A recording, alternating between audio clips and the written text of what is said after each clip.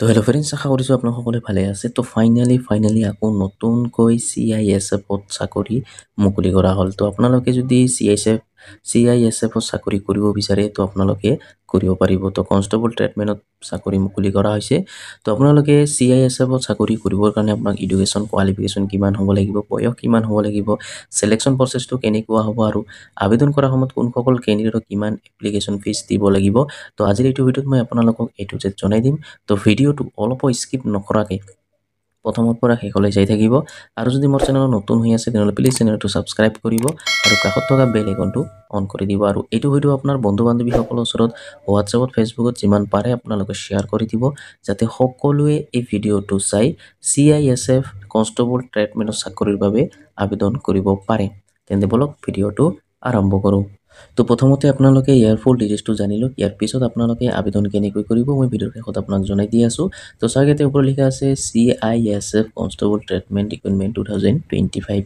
তো ইয়াৰ organisation name হ'ব আপোনাৰ চেণ্ট্ৰেল ইণ্ডাষ্ট্ৰিয়েল ছিকিউৰিটি ফ'ৰ্চ। তো ইয়াৰ CISFৰ ফুল ফৰ্ম হ'ব আপোনাৰ চেণ্ট্ৰেল ইণ্ডাষ্ট্ৰিয়েল ছিকিউৰিটি ফ'ৰ্চ। আপুনি চাব পাৰিছে। আৰু এপ্লিকেশ্যনৰ যিটো লাষ্ট ডেট চাইতে আপোনালোকে 3/4/2025 তো আপুনি নিশ্চয় গম পালে 3 এপ্ৰিল 2025 লাষ্ট ডেট ৰখা হৈছে। আৰু টোটেল পোষ্ট মুকলি কৰা হৈছে 1161 পোষ্ট। তো 1161 পোষ্ট মুকলি কৰা হৈছে। তো বহুত চাকৰি মুকলি কৰা হৈছে।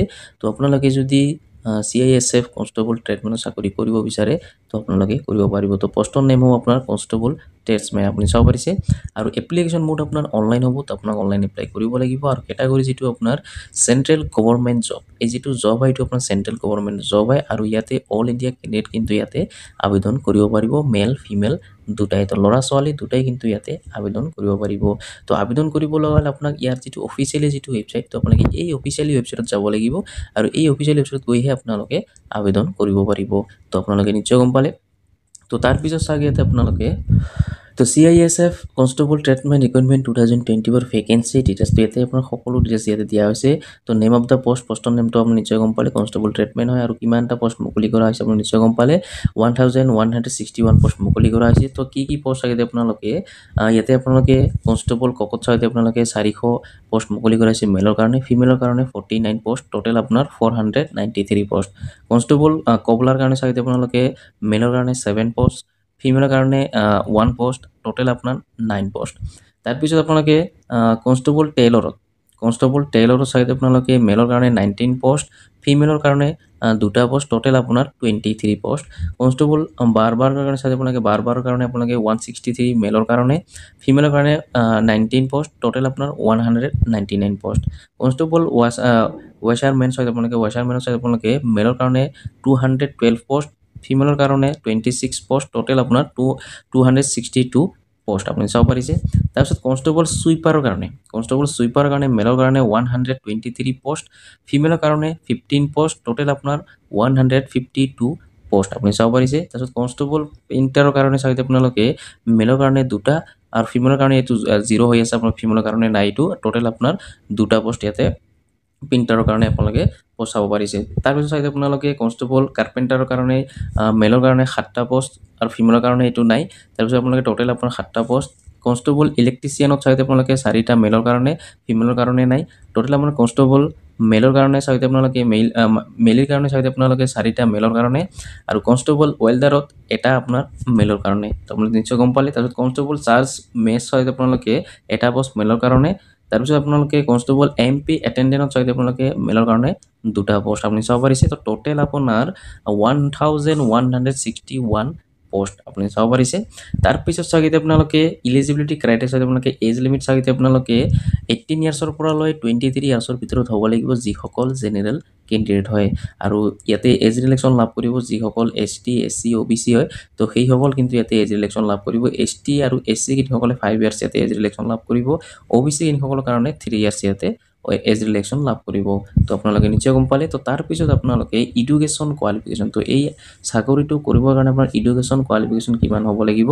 তো চেম্পল আপোনালোকে যদি মেট্ৰিক পাছ কৰিছে তো আপোনালোকে আবেদন কৰিব পাৰিব। তো চেম্পল যদি আপোনালোকে মেট্ৰিক পাছ কৰিছে তো আপোনালোকে কোনো টেনশ্যন কৰিব নালাগে, তো আপোনালোকে আবেদন কৰিব পাৰিব। তো আপোনালোকে নিশ্চয় গম পালে। তো তাৰপিছত চাগিতে আপোনালোকে এপ্লিকেশ্যন ফিজ, তো এপ্লিকেশ্যন ফিজ কিমান দিব লাগিব চাগিতে আপোনালোকে জেনেৰেল আৰু OBC কিনিসকলক ইয়াতে আপোনালোকে 100 টকাকৈ পে'মেণ্ট কৰিব লাগিব আৰু লগতে EWS কিনিসকলকো কিন্তু ইয়াতে 100কৈ টকা আপোনাক পে'মেণ্ট কৰিব লাগিব বাকী ST SC কিনিসকলক ইয়াতে কিন্তু 1 টকা দিব নালাগে ফ্ৰী অফ কষ্ট আপোনালোকে এপ্লাই কৰি ল'ব পাৰিব আৰু ইয়াতে জেনেৰেল OBC EWS কিনিসকলকহে আপোনালোকক 100 টকাকৈ আপোনাক পে'মেণ্ট কৰিব লাগিব তো পে'মেণ্ট মোড আপোনাৰ অনলাইন হ'ব debit card net banking credit card এইবোৰতে কিন্তু আপোনালোকে পে'মেণ্ট কৰি ল'ব পাৰিব তো তাৰ পিছত চাগিতে আপোনালোকে সিলেকশন প্ৰসেস চাগিতে আপোনালোকে সিলেকশন প্ৰসেস চাগিতে আপোনালোকে PhD PET documentation and trade test তাৰপিছত আপোনালোকে return exam document verification medical examination তো এইকেইটা আপোনাৰ সিলেকশন প্ৰসেস হ'ব তাৰপিছত হাউ টু এপ্লাই ইয়াতে এপ্লাইৰ বিষয়ে আপোনাক ইয়াতে জনাই দিয়া হৈছে কেনেকৈ এপ্লাই কৰিব লাগিব কেনেকৈ কি কৰিব লাগিব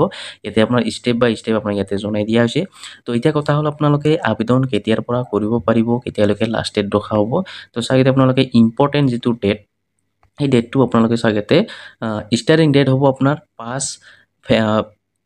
5 মাৰ্চ 2025 পৰা তো 5 তাৰিখৰ পৰা মাৰ্চৰ 5 তাৰিখৰ পৰা আৰম্ভ হ'ব লাষ্ট ডেট ৰখা হ'ব আপোনাৰ 3 এপ্ৰিল 2025 লৈকে লাষ্ট ডেট ৰখা হ'ব তো 5 মাৰ্চ 2025 পৰা আৰম্ভ হ'ব আৰু 3 এপ্ৰিল 2025 লৈকে আৰু লাষ্ট ডেট ৰখা হ'ব তো আপোনালোকে নিশ্চয় গম পালে তো বৰ্তমান আপোনালোকে আবেদন কৰিব নোৱাৰিব এটো 5 তাৰিখ অহা মাহৰ 5 তাৰিখৰ পৰা আপোনালোকে আবেদন কৰিব পাৰিব তো আপোনালোকে নিশ্চয় গম পালে তো যেতিয়া ভিডিও আৰম্ভ হ'ব যেতিয়া এপ্লাই আৰম্ভ হ'ব মই আপোনালোকক ভিডিও বনাই মই আপোনালোকক জনাই দিম কেনেকৈ আপোনালোকে আবেদন কৰিব কেনেকৈ ৰেজিষ্ট্ৰেচন কৰিব তো আপোনাক কোনো টেনচন কৰিব নালাগে চেনেলটো যদি আপোনালোকে সাবস্ক্ৰাইব কৰা নাই তো সোনকালে মোৰ চেনেলটো সাবস্ক্ৰাইব কৰি কাষত থকা বেল আইকনটো অন কৰি দিব কাৰণ যেতিয়া ভিডিওটো আপলোড কৰিম সবৰ প্ৰথম আপোনালোকে চাব পাৰিব সবৰ প্ৰথম আপোনালোকে এপ্লাই কৰি ল'ব পাৰিব তো আপোনালোকে নিশ্চয় গম পালে তো বৰ্তমান আপোনালোকে আবেদন কৰিব নোৱাৰিব এটো 5 মাৰ্চ 2025 পৰাহে আপোনালোকে আবেদন কৰিব পাৰিব এটো ফেব্ৰুৱাৰী মাহ চলি আছে